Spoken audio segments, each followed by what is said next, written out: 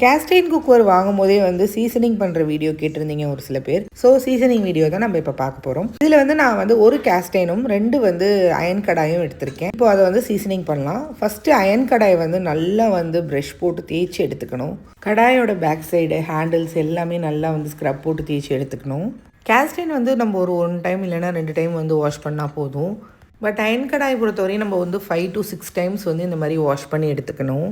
இப்போ வந்து நம்ம வாஷ் பண்ண எல்லாத்தையும் நல்லா வந்து ட்ரை பண்ணுறதுக்காக நம்ம வந்து அடுப்பில் எல்லாமே வச்சு எடுக்கிறோம். அடுப்பில் வைக்கும் போது நல்லா தண்ணிலாம் ட்ரை ஆகிடும். அதுக்கப்புறம் நம்ம வந்து ஒவ்வொரு கடாய்க்கு ஒவ்வொரு ஆனியன் வந்து ஆட் பண்ண போகிறோம். ஃபஸ்ட்டு கோகோனட் ஆயில் ஆட் பண்ணிவிட்டு அதில் நான் ஆனியன் ஆட் பண்ணி நல்லா ஃப்ரை பண்ணிக்கிறேன். ஃப்ரை பண்ணும்போது ஆனியனோட கலர் வந்து நல்லா பிளாக்காக மாறுச்சு அப்படின்னா இன்னும் 2 தடவை வந்து இதே ப்ரொசீஜர் பண்ணணும். எனக்கு ஒரு டைம் இந்த மாதிரி வந்து பிளாக்காக மாறிச்சு.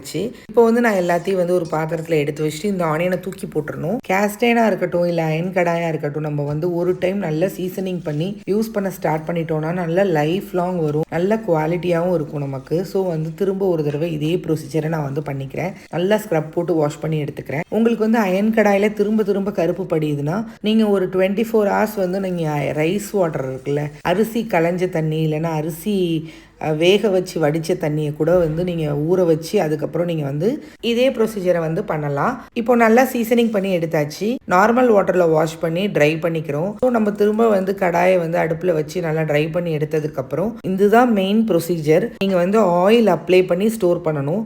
நீங்கள் அப்ளை பண்ணுற ஆயில் வந்து 2 ட்ராப்ஸ் தான் இருக்கணும் ஒவ்வொரு கடாயிலையும். ரொம்ப ஆயில் அப்ளை பண்ணி நீங்கள் வந்து அதை வந்து ஷெல்ஃபில் ஸ்டோர் பண்ணி வச்சிங்கன்னா ஒரு மாதிரி வந்து ஆயிலோட ஸ்டெயின் ஸ்மெல் அடிக்கும்.